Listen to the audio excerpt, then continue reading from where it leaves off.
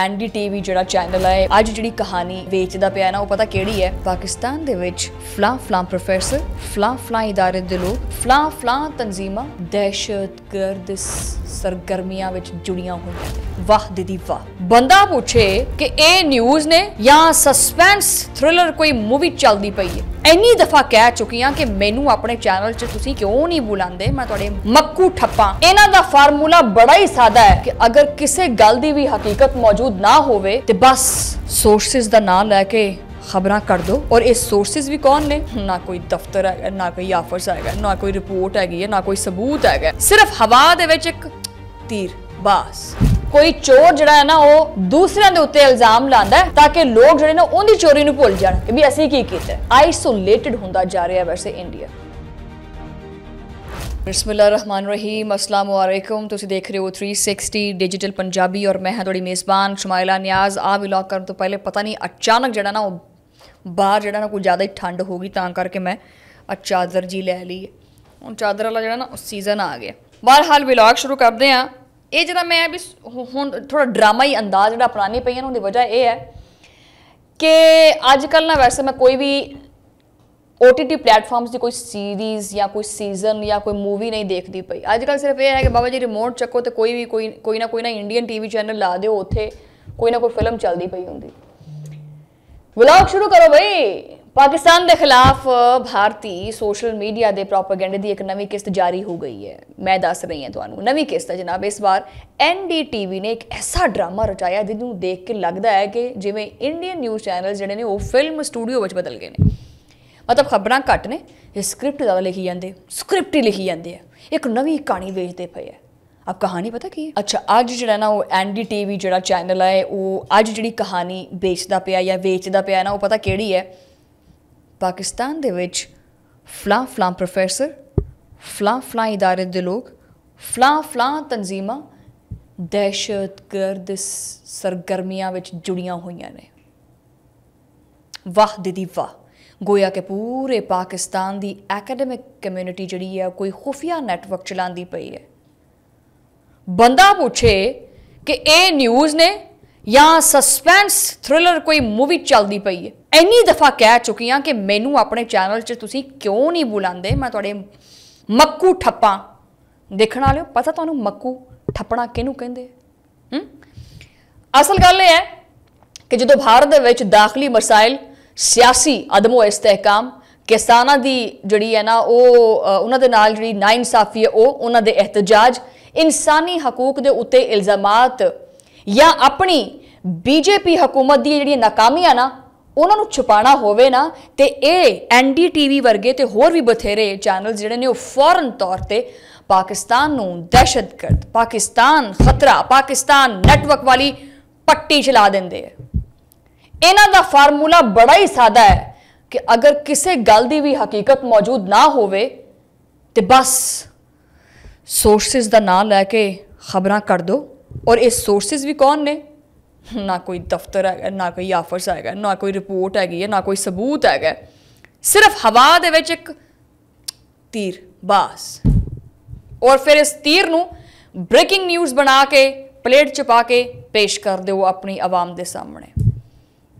यार तुसी Indians please तुसी मेरे तो नफरत ना करया करो। तुसी खुद देखो वो इंडिया टुडे दी जिहड़ी एंकर सी उन्हें की आख्या, धर्मेंद्र अब हम में नहीं रहे, हटा सावन की घटा। एनीवेज ये इल्जामात इस वास्ते कड़े जाते हैं कि पाकिस्तान की आलमी साख के उत्ते एक जरब लाई जाए। लेकिन दिलचस्प गल इत्थे यह है कि भारत खुद इस वक्त दुनिया दे विच काफ़ी ज़्यादा मामलों दे विच सवालात दी इर्द गिर्द जद विच आया पिया। सहाफियां दे उत्ते तशद्दुद, सिख रहनुमावां दे कतल दे इल्जामात, जमहूरी आज़ादियां महदूद करन दियां खबरां ते कश्मीर दे विच इंसानी हकूक दियां पामालियां। इन्हां वर्गे संगीन सवालों का जवाब देने की बजाय भारतीय मीडिया सिर्फ और सिर्फ पाकिस्तान वाल उंगलियां चुकी जाता है, अपनी कमजोरियां नूं छुपाने की कोशिश करता है। वही गल जिहड़ी कि मैं पहले भी कोट की सी कि कोई चोर जिहड़ा है ना वो दूसरे दे उत्ते इल्जाम लांदा है ताकि लोग जिहड़े ना उहदी चोरी नूं भुल जाण कि भी असीं की कीता। आइसोलेटेड हुंदा जा रहा है वैसे इंडिया। बहरहाल अज का जो प्रोपोगेंडा वो बारे अगर आइए तो जोड़ा वो प्रोफैसर नैटवर्क वाली कहानी है ना, प्रोफैसर नैटवर्क, ये सारिया मेरी अपनी गल्लां नहीं है, सारिया मतलब हकीकत मबनी नहीं, बहुत ये इंडियन टीवी जोड़े ने कोट करते पे ने सारिया चीज़ां। सो जनाब आने प्रोफैसर नैटवर्क वाली कहानी के उत्ते कि दुनिया भर के किते भी कोई भी एक शख्स किसी भी मसले में अगर मुलविस होवे ना तो सिर्फ और सिर्फ एक शख्स होंदा, पूरा इदारा नहीं होंदा। लेकिन नहीं, हम नहीं मानेंगे, लेकिन भारतीय मीडिया ने हमेशा की तरह एक दो ना लैके ये तासुर देने की कोशिश की है कि जिमें पाकिस्तान के लोग ना तालीम नहीं पढ़ाते बल्कि असी खुफिया मिशनस चलाने। इन्हों का वाह चले तो मैनू भी आ जिमें हम मैं चादर जी लपेट के बैठी है तो मैनू आखद नहीं ये खुफिया मिशन वास्ते बैठी है, थले मेरे किन्होंने ने पिस्टल लगे हुआ है हैं, बगल में तो हम बारूद लेके बैठे हुए फोड़ देंगे अभी। कौन लोग हो यार, चंगी मतलब आपदी किताबों के सर्जिकल स्ट्राइक्स के उत्ते डिफाइन नहीं कर सकते हो कि बेसिकली वो मुद्दा की सी ते दूसरे के उत्ते उंगलियां चक देनियां। और मज़ेदार गल ये है कि जिवें ही पाकिस्तान के कोई ना कोई पॉजिटिव चीज़ होंदी है ना, वो किसी भी मामले के होवे, जिस तरह कि तुसीं मेरा पुराना पिछला व्लॉग जो सुनिया है श्रीलंका की टीम वाला कि ख्वाह श्रीलंका की टीम आवे, इंटरनेशनल क्रिकेट बहाल होवे या कोई भी सफारती कामयाबी मिले तो भारतीय मीडिया नूं जिहड़ा ना वो कोई कीड़ा या कोई चूंडी वड़दा है, ठीक है, मीडिया फौरन जिहड़ा ना वो सिक्योरिटी थ्रैट या टैरर लिंक्ड प्रोफैसर इन्हां वर्गियां जिहड़ियां बिना सिर पैर तो जिहड़ियां कहानियां ने ना उन्हां नूं लॉन्च कर दिंदा है ताकि फिजा जिहड़ी है दोबारा जहरीली कर दी जाए। उन्होंनी कोशिश यही होंदी है कि पाकिस्तान की कोई भी जिहड़ी अच्छी तस्वीर है वो दुनिया के सामने ना जाए, बल्कि पूरी दुनिया के पाकिस्तान मुखालिफ जिहड़ा बयानिया है ना उन्होंने ही वेचा जाए। और मैनूं लगता है कि उन्होंने बेचना तां करके बंद है क्योंकि उन्होंने TRP आती तां करके, ठीक है। अगर वो पाकिस्तान मुखालिफ बयानिया नहीं बेचेंगे तो TRP कित्थों आएगी। लेकिन बाबा जी हकीकत जिहड़ा ना वो एक ही है, पाकिस्तान एक जिम्मेदार मुल्क है, साढ़े इदारे मजबूत ने और दुनिया जानती है इस चीज़ को, कौन नहीं जानता भाई, डंका चलता है पाकिस्तान का, ठीक है। तो दुनिया जानती है कि इदां दे बेबुनियाद इल्ज़ामात सिर्फ ये मीडिया का खेल है, सिर्फ टिकर्स की हद तक है।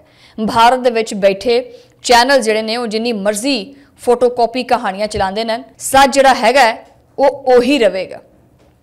ना NDTV के स्टूडियो के बह के पाकिस्तान का नक्शा बदलिया जा सकता है और ना ही झूठियां खबरों नाल किसी भी कौम का मुकद्दर बदलिया जा सकता है। ये भारतीय मीडिया नूं हर मसले का हल जिहड़ा ना वो पाकिस्तान पाकिस्तान लगता है। क्यों फैलाते हो यार इतनी नफरतें, क्या हो गया? अच्छा मज़ेदार गल ये है, वो एक चैनल वाला हैगा YouTube चैनल ध्रुव राठी, उन्हें भी पाता जी, हालांकि उन्होंने माजत दे नाल उन्होंने नहीं पता कि की होया की नहीं होया, उन्हें भी अपनी एक मन घड़त कहानी बनाई, व्यूज़ कट्ठे किए, इधर कोई गोबर आ रहा बैठा होया, उन्हें भी दवा दवा 3-4 बंदे जिहड़े मुस्लिम नेम दे सी वो पा दिते विच, पूरा इंडियन मीडिया चीखदा चिल्लांदा पिया। सानू कोई फर्क नहीं पैंदा, साडे तां भाई इत्थे होईयां पईयां ने सर्दियां शुरू, ठीक है, असी आराम स्कूल नाल कोई पावे रख लईदे ने, रात नूं तैयार कर लईदे ने, सुबह उठ के जिहड़ा ना वो बौंग पाए दा नाश्ता करीदा है। अच्छा ये कमले होए पे ने, सानू कोई फर्क नहीं पैंदा, कोई फायदा नहीं है इदां दियां ड्रामेबाजियां दा। और अगर खबरां चलानियां ही हैं तो फैक्ट्स एंड फाइंडिंग्स नाल गल करिया करो, झूठ ना फैलाया करो, झूठ ना फैलाया करो और ना ही अपनी ही आवाम नूं, अपनी जनता नूं अपने मफादात दे वास्ते उन्होंने गुमराह करिया करो। तुहाडे नाल मुलाकात होएगी अगले व्लॉग दे विच, उदों लई अल्लाह नेके पान।